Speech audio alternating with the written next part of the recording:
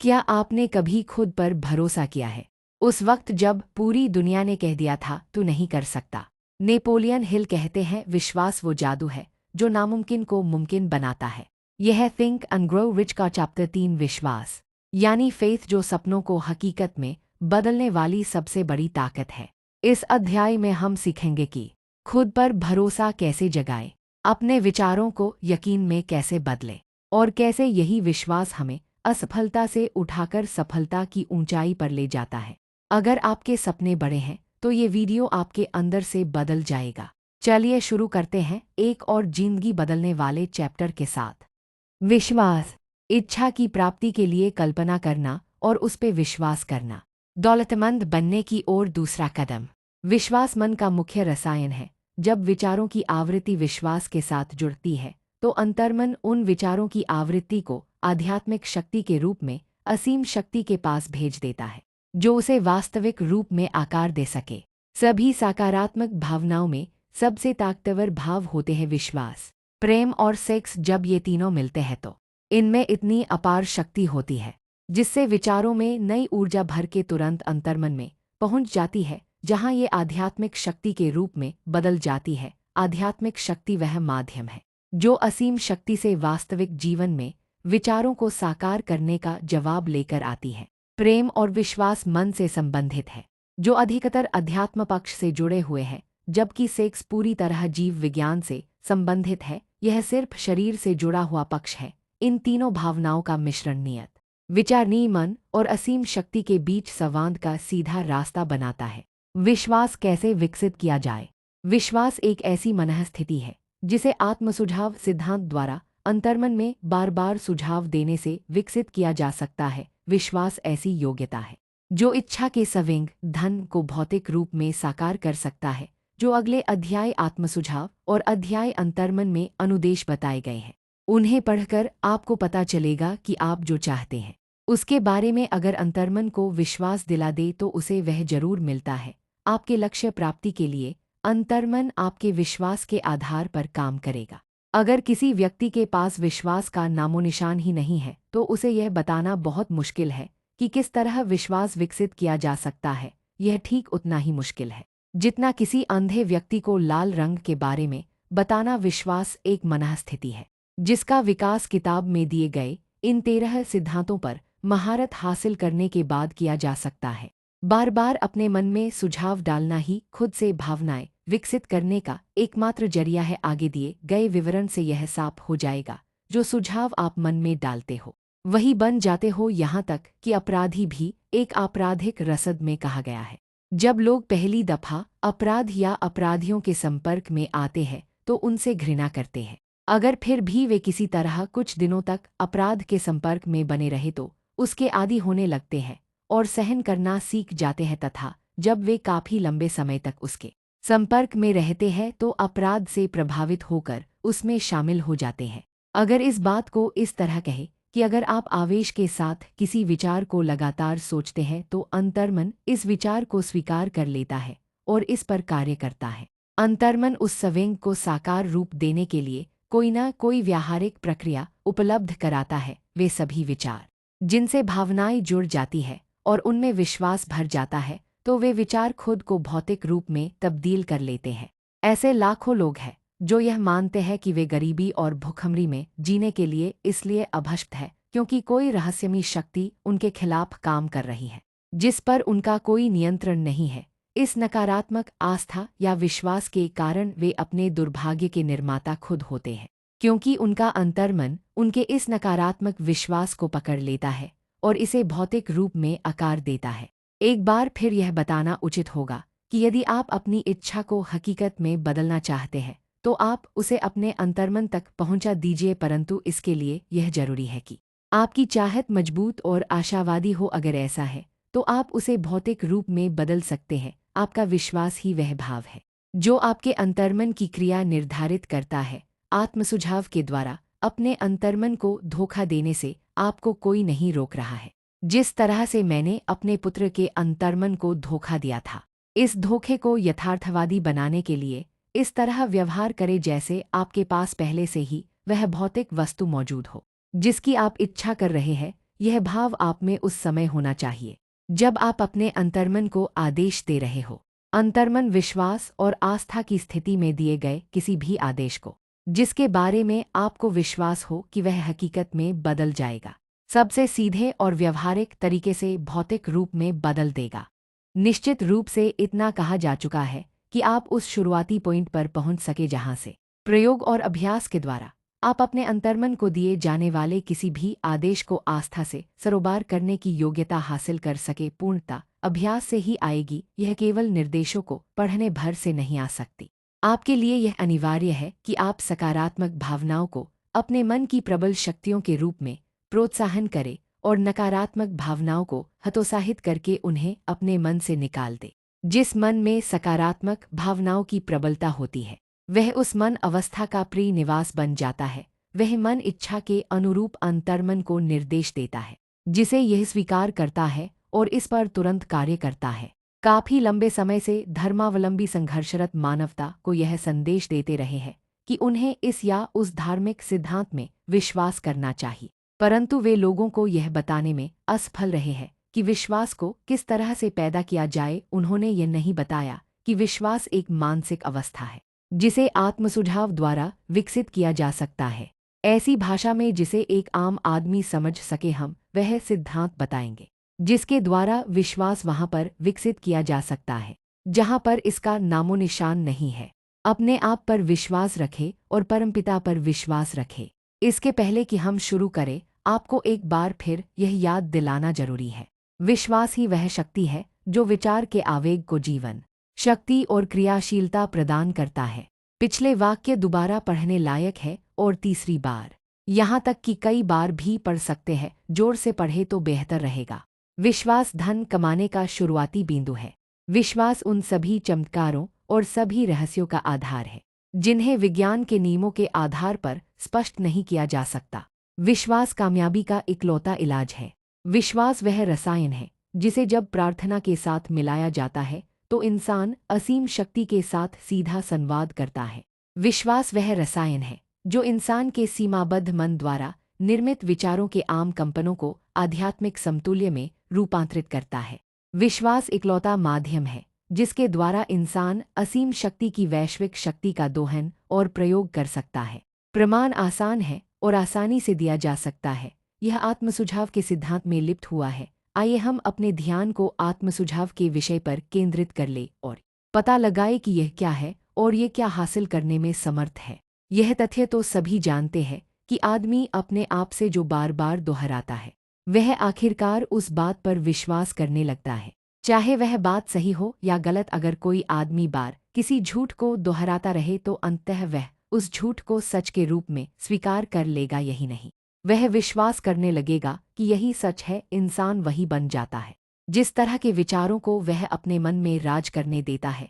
जिन विचारों को इंसान अपने मन में जगह देता है, जिन्हें वह सहानुभूति के साथ प्रोत्साहित करता है और जिन्हें वह अपनी भावना के साथ संबद्ध करता है, वे प्रेरक शक्तियां बन जाते हैं जो उसकी हर गतिविधि, हर कार्य और हर कर्म को नियंत्रित और निर्देशित करती है। आइए अब एक बहुत ही महत्वपूर्ण सच्चा वक्तव्य।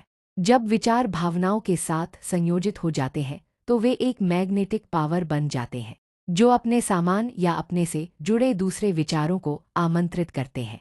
भावना के साथ जुड़ जाने पर इस तरह से चुंबकीय हो गए विचार की तुलना हम उस बीज से कर सकते हैं जिसे उपजाऊ जमीन में बोए जाने पर वह अंकुरित होता है, उगता है और कई गुना हो जाता है, जब तक कि यह छोटा सा एक बीज अपने ही जैसा लाखों अनगिनत बीज नहीं बना जाता।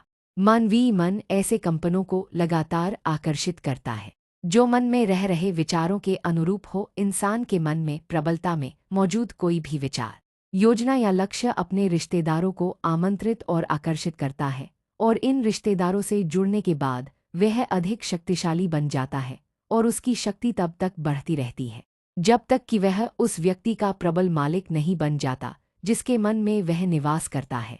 अब हम शुरुआती बिंदु पर फिर से चले और यह जाने कि किस तरह किसी विचार, योजना या लक्ष्य का मूल बीज मन में बोया जा सकता है।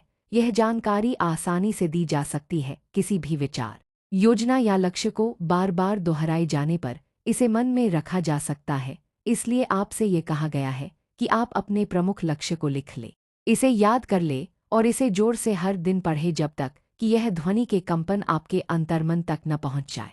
दुर्भाग्यशाली माहौल के प्रभावों को हटाने का संकल्प करें और अपने जीवन को सही पटरी पर ले आए, अपनी मानसिक संपत्ति और दायित्वों का हिसाब लगाए और आप पाएंगे कि आपकी सबसे बड़ी कमजोरी है आत्मविश्वास की कमी। आप आत्मसुझाव के सिद्धांत की मदद से इस कमी या अड़चन को ओढ़ कर सकते हैं और अपने संकोच को साहस में बदल सकते हैं। इस सिद्धांत का प्रयोग कुछ सकारात्मक विचारों के आसान प्रयोग द्वारा किया जा सकता है। आपको सिर्फ इतना करना है कि आप इन सकारात्मक विचारों को लिख ले, याद कर ले और बार बार पढ़ें जब तक कि ये आपके अंतर्मन के सक्रिय उपकरण का हिस्सा न बन जाए। आत्मविश्वास का फार्मूला। पहला, मैं जानता हूं कि मुझमें जीवन के निश्चित लक्ष्य को हासिल करने की योग्यता है और इसलिए मैं खुद से यह अपेक्षा रखता हूं कि मैं इसे हासिल करने के लिए निरंतर लगन से कार्य कर, और मैं यहाँ पर अभी वादा करता हूँ कि मैं इसी तरह से कार्य करूँगा। दूसरा, मुझे एहसास है कि मेरे मन के प्रबल विचार अंततः अपने आप को बाहरी भौतिक कार्यों में बदल लेंगे और धीरे धीरे अपने आप को भौतिक रूप में रूपांतरित कर लेंगे। इसलिए मैं अपने विचारों को हर दिन 30 मिनट तक इस बात पर एकाग्र करूँगा कि मैं की तरह इंसान बनने के बारे में सोच रहा हूँ, ताकि मेरे मन में इसकी एक स्पष्ट तस्वीर रहे। तीसरा, मैं जानता हूं कि आत्मसुझाव के सिद्धांत के प्रयोग के द्वारा मैं जिस भी इच्छा को अपने मन में निरंतर बनाए रखूंगा, वह अंततः किस प्रैक्टिकल तरीके के द्वारा अपने आप को भौतिक रूप में बदल लेगी और मुझे वह वस्तु हासिल हो जाएगी जिसका मैंने लक्ष्य बनाया है। इसलिए मैं हर दिन 10 मिनट इस काम में दूंगा कि मैं आत्मविश्वास का विकास करूं। चौथा, मैंने स्पष्ट रूप से जीवन में अपने प्रमुख निश्चित लक्ष्य का वर्णन लिख दिया है और मैं कोशिश करना कभी नहीं छोड़ूंगा जब तक कि मुझ में इसे हासिल करने का पर्याप्त आत्मविश्वास विकसित न हो जाए।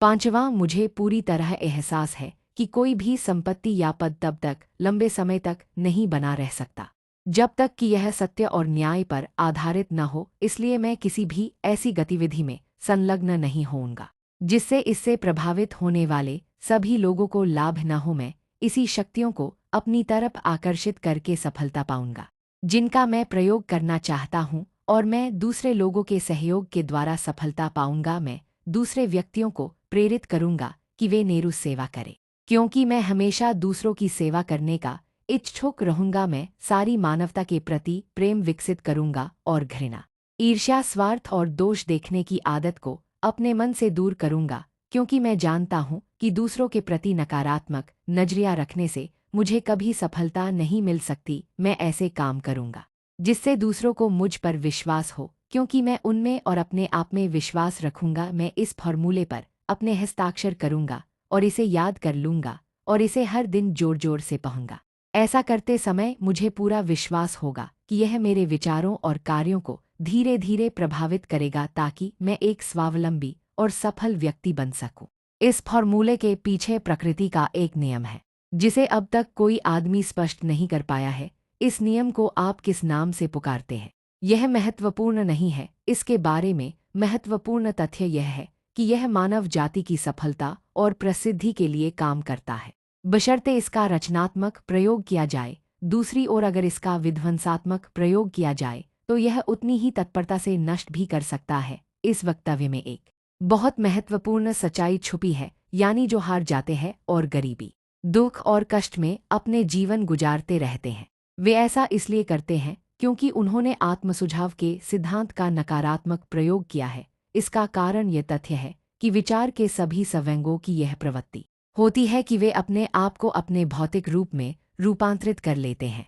अंतर्मन को इस बात से कोई फर्क नहीं पड़ता कि विचार रचनात्मक है या विध्वंसात्मक, यह उस सामग्री पर काम करता है जो हम अपने विचार संवेगों के द्वारा इसे प्रदान करते हैं। अंतर्मन डर के द्वारा आवेशित विचार को भी उतनी ही तेजी से हकीकत में बदल देगा जितनी तेजी से यह साहस या विश्वास के द्वारा प्रेरित विचार को हकीकत में बदलेगा। बिजली का यदि रचनात्मक प्रयोग किया जाए तो यह उद्योग के पहियों को आगे बढ़ाती है और मानव जाति की सेवा करती है, परंतु नकारात्मक प्रयोग किए जाने पर यह जान भी ले सकती है। उसी तरह आत्मसुझाव का नियम आपको सुख, शांति और समृद्धि दे सकता है, या फिर यह आपको दुख, असफलता और मृत्यु की घाटी में फेंक सकता है। जो इस बात पर निर्भर करता है कि आप इसे किस हद तक समझते हैं या लागू करते हैं। अगर आप अपने मन में डर, शंका और अविश्वास भर लेते हैं, अगर आप यह मानते हैं कि आप में असीम शक्तियों के साथ जुड़ने और उनका प्रयोग करने की सामर्थ्य नहीं है, तो आत्मसुझाव का नियम इस अविश्वास के भाव को लेगा और इसे उस सांचे में ढाल लेगा जिसके द्वारा आपका अंतर्मन इसे इसके भौतिक रूप में बदल लेगा। उस हवा की तरह जो एक जहाज को पूर्व दिशा में ले जाती है और दूसरे को पश्चिम दिशा में। आत्मसुझाव का नियम आपको ऊपर उठा सकता है या नीचे गिरा सकता, जो इस बात पर निर्भर करता है कि आपने अपने विचार की पाल को किस तरह से बांधा है। आत्मसुझाव के नियम के द्वारा कोई भी व्यक्ति उपलब्धि की कल्पनातीत ऊंचाइयों को छू सकता है और यह इस कविता में बहुत अच्छी तरह से अभिव्यक्त होता है। अगर आप सोचते हैं कि आप हार गए हैं, तो आप हार गए हैं। अगर आप सोचते हैं कि आप में हिम्मत नहीं है, तो आप में नहीं है। अगर आप जीतना चाहते हैं लेकिन सोचते हैं कि आप जीत नहीं सकते, तो यह लगभग तय है कि आप नहीं जीत पाएंगे। अगर आप सोचते हैं कि आप हारेंगे, तो आप हार चुके हैं, क्योंकि दुनिया में हमने यह पाया है, सफलता किसी व्यक्ति की इच्छा से शुरू होती है। यह पूरी तरह से मानसिक स्थिति पर निर्भर है। अगर आप सोचते हैं कि आप पिछड़ गए हैं, तो सचमुच ऐसा ही है। आपको ऊपर उठने के बारे में सोचना होगा। आपको अपने आप पर विश्वास करना होगा और तभी आप जिंदगी में कुछ कर सकते हैं। जीवन के युद्ध में हमेशा वही नहीं जीतता जो सबसे ताकतवर या तेज होता है, बल्कि तुरंत या देरी से जीतता वही है जो सोचता है कि वह जीत सकता है। उन शब्दों पर ध्यान दीजिए जिन पर जोर दिया गया है और आप उस गहन अर्थ को समझ लेंगे जो कवि के मन में था। आपके मन में कहीं न कहीं उपलब्धि का बीज सोया हुआ है, जिसे अगर जगा दिया जाए और काम में जुटा दिया जाए तो वह आपको उन ऊंचाइयों पर ले जाएगा जिन्हें हासिल करने की बात आपने सपने में भी नहीं सोची होगी।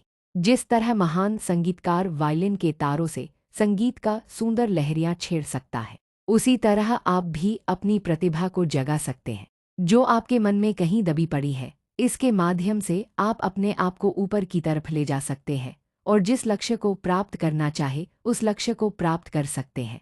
40 साल की उम्र तक अब्राहम लिंकन ने जिस काम में हाथ डाला वे उसमें असफल रहे। वे किसी गुमनाम जगह से आए हुए गुमनाम आदमी थे, जब तक कि उनके जीवन में एक महान अनुभव नहीं आया और उस अनुभव के उनके दिलो दिमाग में सोई हुई उनकी प्रतिभा को नहीं जगाया। तब जाकर वे दुनिया के सचमुच महान लोगों में से एक बन सके। यह अनुभव दुख और प्रेम के भावों से जुड़ा हुआ था। यह अनुभव एन रूटलेज के माध्यम से आया, जो इकलौती महिला थी जिसे लिंकन ने प्रेम किया था।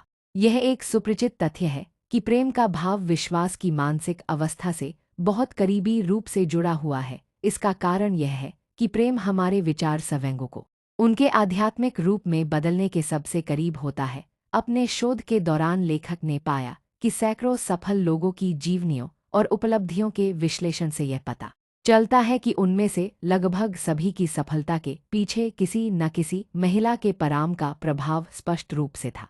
अगर आप विश्वास की शक्ति का प्रमाण चाहते हैं, तो आप उन पुरुषों और महिलाओं के उपलब्धियों का अध्ययन कीजिए जिन्होंने इसका प्रयोग किया है। सूची में सबसे ऊपर नजारेन का नाम आता है। ईसाई धर्म का आधार है आस्था। चाहे कितने ही लोगों ने इस महान शक्ति के अर्थ को गलत ढंग से विश्लेषित किया है और तोड़ा मरोड़ा है। ईसा मसीह की शिक्षा और उपलब्धियों का सार, जिसे चमत्कार के रूप में विश्लेषित किया जा सकता है, विश्वास या आस्था ही है। अगर चमत्कार जैसी कोई चीज होती है तो यह केवल उस मानसिक अवस्था के द्वारा हो सकती है जिसे विश्वास कहा जा सकता है। आइए अब हम उस आदमी के जीवन में विश्वास की शक्ति देखें जिसे पूरी मानव सभ्यता बहुत अच्छी तरह से जानती है।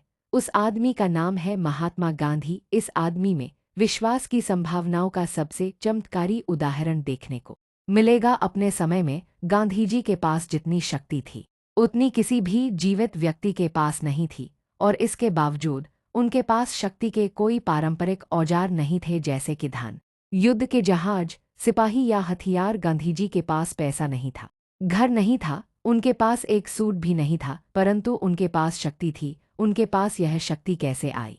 उन्होंने इसे विश्वास के सिद्धांत की समझ के द्वारा विकसित किया, और उनमें यह योग्यता थी कि वे अपनी आस्था को 20 करोड़ लोगों के दिमाग में बो सके। गांधीजी ने 20 करोड़ मन को एक दिमाग की तरह एक साथ जुड़ने और एक साथ चलने के लिए प्रेरित किया, जो एक महान कार्य था। विश्वास के सिवाय और कौन सी शक्ति इतना कर सकती थी। 20वीं सदी के मध्य में मार्टिन लूथर किंग को मानव अधिकारों और सभी लोगों के गौरव की रक्षा करने के लिए उनके मन में गहरा विश्वास था, जिसकी वजह से हर जाति संप्रदाय में विश्वास करने वाले महिलाओं एवं पुरुषों ने उनके समाज में एक समान अधिकारों के संघर्ष से जुड़े। उनका सपना था कि किसी को उसके रंग से नहीं बल्कि उसके चरित्र से पहचाना जाना चाहिए। उनका यह सपना पूरी तरह से तो पूरा नहीं हो सका, परंतु उनके कार्य और मृत्यु ने संपूर्ण दुनिया में एक नवचेतना की तरह कार्य किया और लोगों को लगातार इससे जूझने के लिए प्रेरित कर रहा है। बिजनेस और उद्योग चलने में विश्वास और सहयोग की जरूरत होती है। ऐसे में यह रोचक भी है और लाभदायक भी कि हम एक घटना का विश्लेषण करें जो हमें बहुत अच्छे ढंग से वह तरीका समझाती है जिसके द्वारा उद्योगपतियों और बिजनेसमैनों ने बहुत बड़ी दौलत कमाई तथा उन्होंने लेने से पहले देने के तरीके से ऐसा कर दिखाया।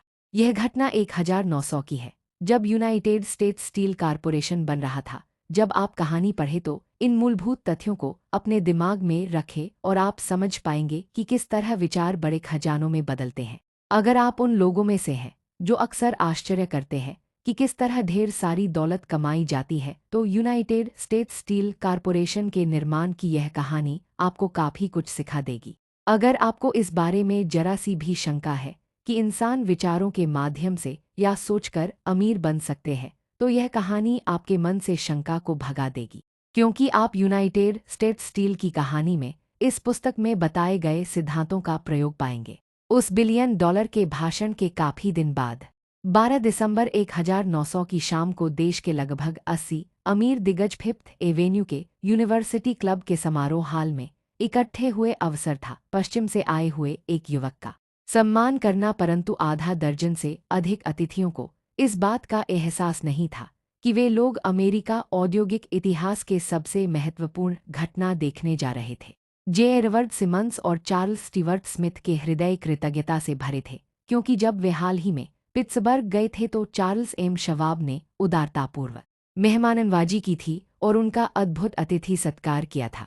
सिमंस और स्मिथ ने 48 साल के शवाब से पूर्वी बैंकिंग सोसाइटी का अपरिचय करवाने के लिए इस डिनर का आयोजन किया था, परंतु उन्हें आशा नहीं थी कि वे इस समारोह में हंगामा खड़ा कर देंगे। उन्होंने उन्हें यह चेतावनी दी थी कि न्यूयॉर्क के लोग भाषण की कला को पसंद नहीं करेंगे और उनसे प्रभावित नहीं होंगे, तथा यदि वे स्टिलमैन, हरीमे और वोल्डरबिट जैसे श्रोताओं को बोर नहीं करना चाहते तो बेहतर होगा कि वे अपने भाषण को 15 या 20 मिनट तक सीमित रखें और फिर अपनी बात खत्म कर दे। जॉन पियरपॉट मॉर्गन अपने उच्च पद के कारण श्वाब की दाईं तरफ बैठे हुए थे। वे भी इस समारोह में सिर्फ कुछ देर तक ही ठहरने वाले थे, और जहां तक प्रेस और जनता का सवाल था, पूरा मामला इतना महत्वहीन था कि अगले दिन इस समारोह का जिक्र किसी भी अखबार में नहीं छपा।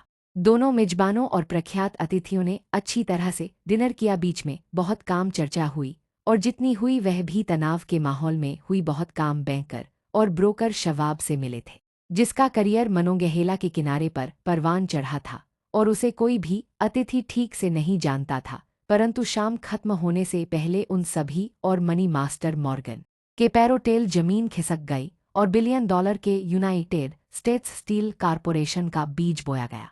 इतिहास के लिहाज से शायद यह दुर्भाग्यपूर्ण है कि उस डिनर में चार्ल्स शवाब के दिए हुए भाषण का कोई रिकॉर्ड नहीं है।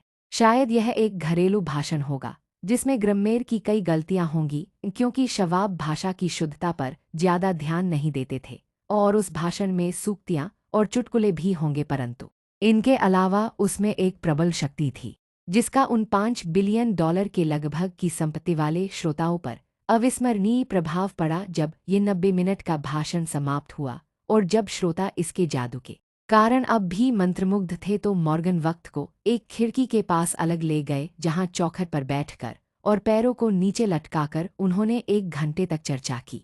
शवाब के व्यक्तित्व का जादू पूरी शक्ति से काम कर रहा था, परंतु इससे भी अधिक महत्वपूर्ण और अधिक स्थायी वह पूर्ण और स्पष्ट प्रोग्राम था जो उन्होंने स्टील के विस्तार के लिए प्रस्तुत किया था। कई और लोगों ने मॉर्गन की रुचि जगाने की कोशिश की थी कि वे स्टील के लिए भी उसी तरह का ट्रस्ट बना। जिस तरह बिस्किट, वायर और हुप, शक्कर, रबर, व्हिस्की, तेल या च्युइंगम के लिए बना रखा था, जॉन डब्ल्यू गेट्स नाम के गैम्बलर ने भी इसका प्रस्ताव रखा था। परंतु मॉर्गन को उस पर भरोसा नहीं था। बिल और जिम मूर, जो शिकागो में स्टॉक जोबेर थे और जो एक मैच ट्रस्ट और क्रैकर कारपोरेशन बना चुके थे, उन्होंने भी इसका प्रस्ताव रखा था, परंतु वे भी असफल हुए थे। देहात के वकील अल्बर्ट एच गैरी भी यही चाहते थे, परंतु वे इतने बड़े नहीं थे कि उनकी बातों का प्रभाव पड़े। सिर्फ शवाब की वाकपटुता ही जे पी मॉर्गन को उन ऊंचाइयों तक ले जा सकी जहां से वे यह देख पाए कि इस साहसिक आर्थिक कार्य के कितने जबरदस्त परिणाम निकलेंगे।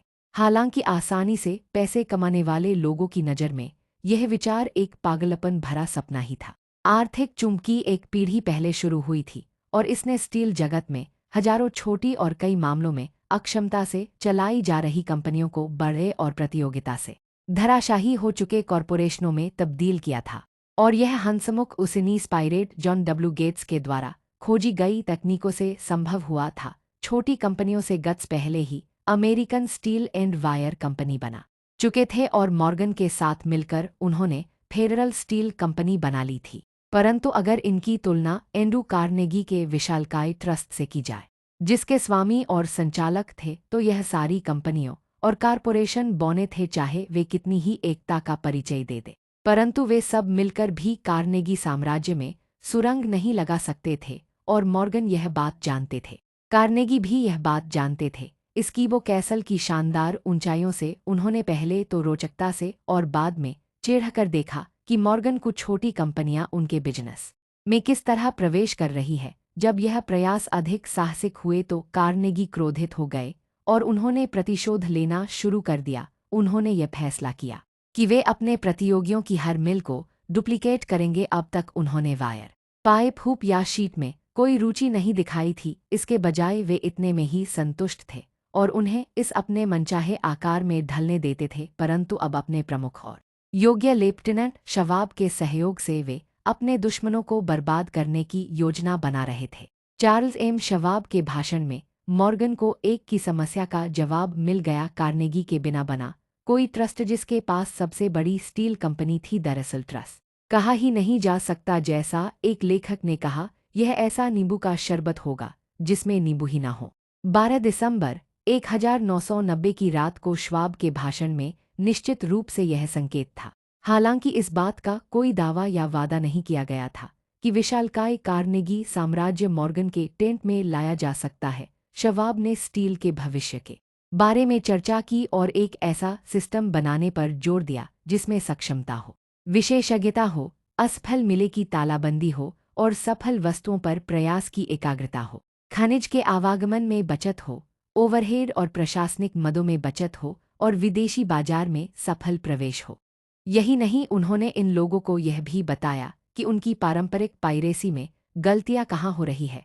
उन्होंने ऐसा संकेत किया कि उनके बिजनेस का वर्तमान लक्ष्य मोनोपाली बनाना, कीमतें बढ़ाना और इस पूरी प्रक्रिया में खुद को मीठे मीठे डिविडेंड देना था। श्वाब ने रोचक अंदाज में इस सिस्टम की आलोचना की। उन्होंने अपने श्रोताओं को बताया कि इस तरह की नीति में दूरदर्शिता नहीं है और इसका कारण यह है कि यह बाजार को एक ऐसे युग में संकुचित कर रही थी जिसमें हर तरफ विस्तार का बोलबाला था। उन्होंने यह दावा किया कि स्टील की कीमत काम करने से बाजार का विस्तार होगा, स्टील के अधिक उपयोग खोजे जाएंगे और विश्व के व्यापार का एक बड़ा हिस्सा उनकी झोली में आ जाएगा। दरअसल हालांकि श्वाब को यह बात पता नहीं थी, परंतु श्वाब आधुनिक मॉस प्रोडक्शन के मसीह थे। यूनिवर्सिटी क्लब का डिनर समाप्त हुआ, मॉर्गन अपने घर लौट गए और श्वाब की सुनहरी भविष्यवाणी के बारे में सोचते रहे। श्वाब वापस पिट्सबर्ग लौट गए जहां वे एंड्रू कार्नेगी का स्टील बिजनेस चला रहे थे। गैरी और बाकी लोग अपने स्टॉक टिकेरस के पास वापस लौट गए जहां वे अगले कदम का इंतजार करने लगे। इसमें ज्यादा वक्त नहीं लगा। श्वाब ने उनके सामने तर्कों का जो भोज रखा था उसे पचाने में मॉर्गन को 1 सप्ताह लगा। उन्होंने अपने आप को पूरी तरह से आश्वस्त कर लिया कि इसका परिणाम आर्थिक अपच नहीं होगी। उन्होंने श्वाब को बुलवाया और उन्होंने पाया कि वह युवक जरा संकोची था। श्वाब ने संकेत किया कि कार्नेगी इस बात को पसंद नहीं करेंगे कि उनकी कंपनी का विश्वसनीय प्रेसिडेंट वाल स्ट्रीट के सम्राट के साथ मुलाकात कर रहा है। जबकि कार्नेगी ने यह कसम खाई थी कि वे वॉल स्ट्रीट पर कभी कदम नहीं रखेंगे। फिर जॉन डब्ल्यू गेट्स नाम के बिचौलिए ने यह सुझाव दिया कि अगर श्वाब फिलाडेल्फिया में बेलेव्यू होटल में जा रहे तो जेपी मॉर्गन भी उसी समय उस होटल में रहेंगे। जब श्वाब आए तो मॉर्गन दुर्भाग्य से न्यूयॉर्क के अपने घर में बीमार थे और इसलिए उनके प्रबल आग्रह पर श्वाब न्यूयॉर्क गए और उस आर्थिक दिग्गज की लाइब्रेरी में उन दोनों की मुलाकात हुई। कुछ आर्थिक इतिहासकारों की माने तो इस नाटक की शुरुआत से लेकर अंत तक मंच के निर्देशक एंड्रू कार्नेगी थे। वे यह मानते हैं कि श्वाब के डिनर से लेकर उनका प्रसिद्ध भाषण, श्वाब और मॉर्गन की रविवार रात मुलाकात तक की सारी घटनाएं चतुर्स्कोत कार्नेगी के दिमाग की उपज थी। परंतु सच्चाई इससे ठीक अलग थी। जब श्वाब को इस सौदे को अंतिम रूप देने के लिए बुलाया गया तो वे यह भी नहीं जानते थे कि लिटिल बॉस एंड्रू कार्नेगी इसे मानेंगे भी या नहीं, वे बेचने के प्रस्ताव के बारे में सोचेंगे भी या नहीं, खासकर उन लोगों को जिनसे वे बुरी तरह चिढ़ते थे। परंतु श्वाब उस मुलाकात में अपने साथ अपनी ही लिखाई में कॉपर प्लेट के आंकड़ों की 6 शीट लेकर गए, जिनमें यह लिखा हुआ था कि इस नए ट्रस्ट की हर स्टील कंपनी का आर्थिक मूल्य और उसकी संभावित आर्थिक कमाई की क्षमता क्या थी। 4 लोग उन आंकड़ों का विश्लेषण करते हुए पूरी रात बैठे रहे। जाहिर है कि इनमें सबसे प्रमुख व्यक्ति मॉर्गन थे, जिनका धन के दैवी के अधिकार में दृढ़ विश्वास था। उनके साथ उनका अभिजात्य पार्टनर रॉबर्ट बेकेन था, जो एक विद्वान और सुसंस्कृत व्यक्ति था। तीसरा था जॉन डब्ल्यू गेट्स, जिसे मॉर्गन एक गैम्बलर होने के कारण छोटा समझते थे और उसे एक औजार की तरह इस्तेमाल करते थे। चौथे खुद श्वाब थे, जो स्टील बनाने और बेचने की प्रक्रियाओं के बारे में उस समय जीवित किसी भी समूह से अधिक जानते थे। पूरी चर्चा में पिट्सबर्ग के इस आदमी के आंकड़ों के बारे में कोई सवाल नहीं किया गया। अगर उन्होंने कह दिया कि किसी कंपनी का मूल्य इतना था तो उस कंपनी का मूल्य उतना ही था, न उससे अधिक न उससे कम। उन्होंने इस बात पर जोर दिया कि इस ट्रस्ट में केवल वही कंपनियां रहे जिनका नाम उन्होंने लिखा था। उन्होंने एक ऐसे कारपोरेशन की रचना की थी जिसमें कोई डुप्लीकेशन नहीं होगा और उन मित्रों के लालच की संतुष्टि भी नहीं होगी जो अपनी कंपनियों के बोझ को मॉर्गन के विशाल कंधों पर उतारना चाहते होंगे। जब सुबह हुई तो मॉर्गन उठे और उन्होंने अपनी कमर सीधी की। केवल एक ही सवाल रह गया था, क्या आपको लगता है कि आप एंड्रू कार्नेगी को बेचने के लिए राजी कर सकते हैं? उन्होंने पूछा। श्वाब ने उत्तर दिया, मैं कोशिश करूंगा। अगर आप उन्हें बेचने के लिए राजी कर ले तो मैं खरीद लूंगा, मॉर्गन ने जवाब दिया। श्वाब ने उत्तर दिया, मैं कोशिश करूंगा। अगर आप उन्हें बेचने के लिए राजी कर ले तो मैं खरीद लूंगा, मॉर्गन ने जवाब दिया। यहाँ तक सब कुछ ठीक था, परंतु क्या कार्नेगी बेचेंगे? और अगर बेचेंगे तो वे बदले में कितनी रकम मांगेंगे? श्वाब का अनुमान था लगभग 320,000,000 डॉलर। और वे यह रकम किस रूप में चाहेंगे? कॉमन या प्रिफर्ड स्टॉक के रूप में, बॉन्ड के रूप में, नकद? कोई भी $1 बिलियन का प्रतिशत नकद में नहीं दे सकता था।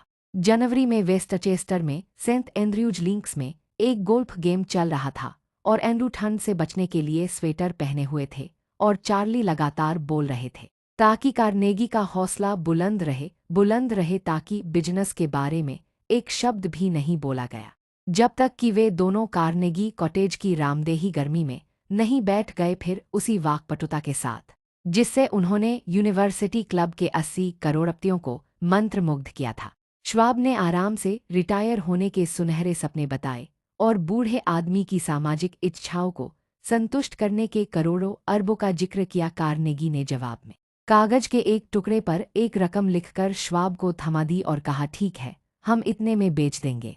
आंकड़ा लगभग 400,000,000 डॉलर था और अगर श्वाब के द्वारा अनुमानित 320,000,000 डॉलर के आंकड़े को मूलभूत आंकड़ा माना जाए तो इसमें पिछले 2 सालों में पूंजी मूल्य में हुई वृद्धि के रूप में 80,000,000 जोड़ दिए गए थे। बाद में ट्रांसअटलांटिक लाइनर के डेक पर खड़े होकर कार्नेगी ने मॉर्गन से अफसोस से कहा, काश मैंने आपसे 100,000,000 डॉलर अधिक मांगे होते। अगर आपने मांगे होते तो आपको वह भी मिल गए होते, मॉर्गन ने खुश होकर बताया। इस बात से काफी सनसनी फैली। एक ब्रिटिश संवाददाता ने तार दिया कि विदेशी स्टील जगत इस दैत्याकार ट्रस्ट से स्तंभित है। एल के प्रेसिडेंट हैरली ने घोषणा की कि अगर देश में ट्रस्ट बनाने संबंधी नियम नहीं बनाए गए तो अगले 25 सालों में वाशिंगटन में एक सम्राट शासन करेगा, परंतु योग्य स्टॉक विशेषज्ञ की निर्णय स्टॉक को जनता को इतनी योग्यता से बेच कि सारा का सारा पानी। कई लोगों का अनुमान था 600,000,000 डॉलर पलक झपकते ही सोख लिया गया। कार्नेगी के पास करोड़ डॉलर थे और मॉर्गन सिंडिकेट के पास कष्ट उठाने के एवेज में 62,000,000 और गेट से लेकर गैरी तक सभी के पास करोड़ों डॉलर थे। 48 साल के श्वाब को भी अपना पुरस्कार मिला। वे इस नए कारपोरेशन के प्रेसिडेंट बन गए और 1930 तक इस पर नियंत्रण करते रहे। अब एक अन्य उदाहरण बताते हैं किस तरह अपने एक विचार पर विश्वास रखने मात्र से एक व्यक्ति ने अपने लिए करोड़ों डॉलर धन एकत्रित कर लिया और कई अनगिनत लोगों को दौलतमंद बनने में मदद की। सर जॉन टेम्पल्टन ऐसे ही व्यक्ति हैं जिन्हें धन इन्वेस्ट करने की अपनी प्रतिभा पर पूर्ण रूप से विश्वास था। टेम्पल्टन आम लोगों से धन इन्वेस्ट करने में काफी समझदार थे, क्योंकि अधिकतर लोग भावनाओं में बहकर अज्ञानता में या फिर कॉमन सेंस में धन इन्वेस्ट कर देते हैं। उन्हें ऐसा महसूस हुआ कि पैसा इन्वेस्ट करने की अपनी प्रतिभा से वे अपने लिए काफी धन कमा सकते हैं, पर उन छोटे इन्वेस्टर्स को मद नहीं कर सकते जिन्हें वह मद करना चाहते थे। अपनी इस इच्छा को पूरा करने के लिए उन्होंने म्यूचुअल फंड्स की शुरुआत की, जिसमें छोटे इन्वेस्टर पैसे लगा सकते थे। यह उस समय एक बेहतरीन प्रोजेक्ट की तरह उभर कर आया, क्योंकि यह उस वक्त के हिसाब से बहुत नई सोच थी। टेम्पल्टन ने उस कॉन्सेप्ट की शुरुआत की जो आज के समय में म्यूचुअल फंड्स के नाम से चल रहा है। Templeton growth funds. Templeton growth funds के पार्ट टाइम कर्मचारी और हरे होल्डर जॉन टेम्पल्टन स्मरण करते हुए बताते हैं कि जब उन्होंने पहली बार अपनी कंपनी की मीटिंग की थी तो उनके साथ एक छोटे से कमरे में कुछ सामान्य भोजन सामग्री बेचने वाले अधिकारी थे। आज के वक्त टेम्पल्टन फंड के अंदर 6,000 से अधिक कर्मचारी काम करते हैं और उनकी संपत्ति $36 बिलियन से अधिक पहुंच चुकी है। इस विकास गति ने ही टेम्पल्टन ग्रुप को आज सबसे अग्रणी फंड ग्रुप में काबिज है। उसका एक उदाहरण यह है कि आज से 3 वर्ष पहले जिस किसी ने भी अपने $10,000 टेम्पल्टन फंड में लगाए थे, आज उनकी कीमत मिलियन डॉलर है। 1992 में जब उन्होंने अपनी company Templeton funds of interest को $400 मिलियन में बेचा था, तब तक उनके मन संतुष्ट हो गया था कि उन्होंने दौलतमंद बनने में काफी लोगों की मदद कर चुके हैं।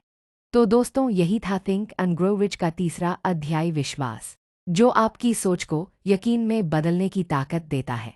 अगर आपको ये वीडियो पसंद आया हो तो लाइक ज़रूर करें, कमेंट करके बताएं कि आपने क्या सीखा। इस वीडियो को अपने दोस्तों के साथ शेयर करें और ऐसे ही जिंदगी बदलने वाले अगले अध्याय के लिए चैनल को सब्सक्राइब करना मत भूलिए। चैप्टर 4 आत्मसुझाव बहुत जल्द आ रहा है।